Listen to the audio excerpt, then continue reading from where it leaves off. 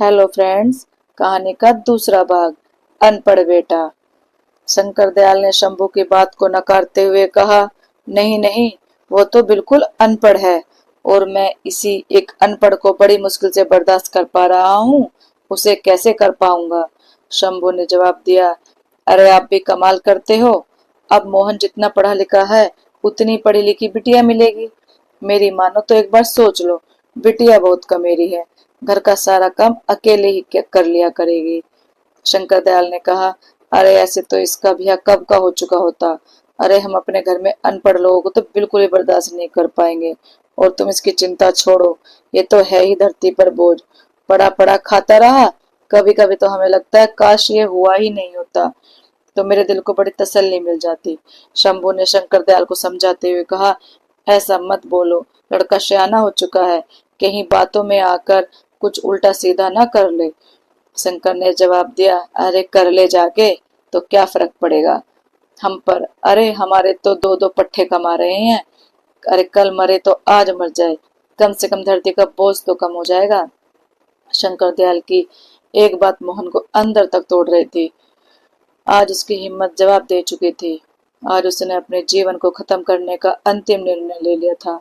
आज उसने एक बड़ी सी रस्सी ले ली और चारा लेने के बहाने से घर से निकल गया और खेत पे खड़े नीम के पेड़ पर उसने फांसी लगा ली। जब रात अधिक हो गई और मोहन घर वापस नहीं लौटा, तो शंकर दयाल ने अड़ोस पड़ोस में पता किया। पता करने पर पता चला कि वह खेत से चारा लेकर वापस ही नहीं आया था। अब शंकर दयाल खेत पर गए। वहां वह नीम के पेड़ की तरफ देखकर शन रह गए, क्योंकि नीम के पेड़ पर मोहन की लाश झूल रही थी। गांव के लोगों की भीड़ एकत्रित हो गई और वहां उपस्थित लोगों ने मोहन की लाश को नीम के पेड़ से उतारा और उसका क्रियाक्रम किया। परंतु इतना कुछ होने के बावजूद शंकर दयाल पर इसका कोई प्रभाव नहीं पड़ा। वह पहले की तरह ही जिंदगी जीने लगा। वक्त धीरे धीरे गुजरता गया। अब उसके दोनों बेटों की शादी हो चुकी थी। जो बेटा डॉक्टर था उसकी पत्नी भी डॉक्टर, और जो बेटा पुलिस में था उसकी पत्नी पुलिस वाली। समय के साथ शंकर दयाल की उम्र काफी ढल चुकी थी। उसके हाथ पैर उसके साथ नहीं देते थे। कोई भी काम करने पर उसकी हाथ फूल जाती थी। बड़े बेटे ने शहर में एक अस्पताल खोल लिया और दोनों मियाँ बीवी शहर में रहने लगे। कुछ दिनों बाद छोटे बेटे की भी पोस्टिंग दूसरे शहर में हो गई, तो उसने अपनी पत्नी की भी पोस्टिंग उसी शहर में करवा ली। अब दोनों मियाँ बीवी जाने की तैयारी में जुट गए। तभी शंकर दयाल वहां आकर के अपने छोटे बेटे रोहन से कहा, बेटा, बड़े बेटे और बहू तो हमें छोड़कर चले गए, अब तुम लोग भी जा रहे हो, अब हम यहाँ अकेले कैसे रहेंगे। बेटा ऐसे करो, हमें भी अपने साथ ले चलो।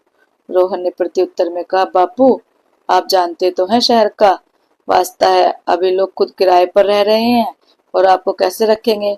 वैसे भी बापू, हमारे पास ये इतना बड़ा घर, इसे किसके हवाले छोड़कर जाएंगे। शंकर दयाल ने निवेदन किया, बेटे, इतने बड़े घर में मैं अकेला रहकर भी क्या करूंगा, और मुझसे तो कुछ किया भी नहीं जाता है, मेरी देखभाल कौन करेगा। रोहन ने शंकर दयाल को समझाते हुए कहा, बापू अब चिंता मत करो, मैं इस घर को बेचकर शहर में एक नया घर ले रहे हैं। बस वह यहाँ ये घर बेचेंगे और वहाँ नया घर खरीद लेंगे। हाँ बापू, यही 2-4 दिन में सेठ इस घर को खरीदने आएगा। आप घर के कागजात पर साइन कर देना और सेठ से 3 लाख रुपए भी ले लेना और शहर चले आना। और जब शहर पहुंच जाओ तो ये रहा मेरा नंबर, हमें कॉल कर देना, मैं तुम्हें लेने यहाँ आ जाऊंगा। आप चिंता मत करो, बस 2-4 दिन की बात है। और फिर रोहन शंकर दयाल को अपने गले से लगाता है और उनके पैर छूकर वहां से चला जाता है। और इतने बड़े घर में शंकर दयाल अकेला था।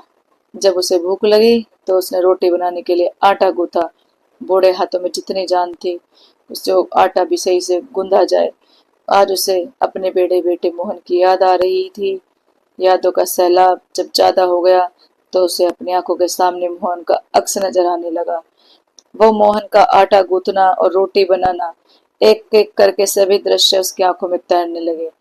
उसकी बूढ़ी आंखों में आज आंसू छलक उठे और मन में सिर्फ एक ही आवाज निकल रही थी कि काश आज मेरा अनपढ़ ही होता, तो उसकी शादी होती और एक अनपढ़ बहू इस घर में आती।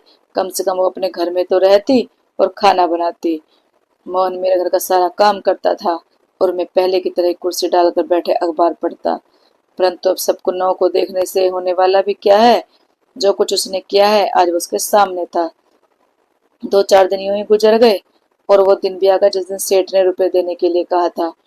सेठ ने घर के कागज पर साइन करा लिए और शंकर दयाल को 3 लाख रुपए दे दिए। रुपए मिलते ही शंकर दयाल शहर जाने की तैयारी कर ली और शंकर दयाल ने रोहन को फोन करके सब बता दिया कि वो बस स्टैंड पर उसका इंतजार करेंगे। कहे मुताबिक शंकर दयाल वहां पहुंच गए और बैठकर रोहन का इंतजार करने लगे। तभी वहां रोहन आ गया और शंकर दयाल के पास आकर कहा, बापू अब पैसे लाए हो ना, मुझे दे दो। वो जो मैंने नया घर खरीदा उसका मालिक अभी रुपये मांग रहा है। अगर मैंने उसे भी रुपये नहीं दिए तो वह अपना घर किसी और को बेच देगा। शंकर दयाल ने रुपये का बैग झटपट से रुपये रोहन को दे दिए। रोहन ने रुपये लेकर शंकर दयाल से कहा, बापू आप यहीं बैठो, मैं सेठ को भी रुपये देकर आता हूँ। और रोहन अपने बापू को वहीं बैठा कर रुपये लेकर वहां से चला गया और शंकर दयाल वहीं बैठकर उसका इंतजार करने लगे। समय धीरे धीरे काफी बीत चुका था, परंतु रोहन अभी तक वापस नहीं आया और शाम होने को थी। शंकर दयाल बहुत ही चिंतित था कि रोहन अभी तक नहीं आया। उससे रहा नहीं गया तो उसने एक राहगीर से वहीं फोन नंबर लगवाया जो उसे रोहन ने दिया था, परंतु फोन भी स्विच ऑफ आ रहा था।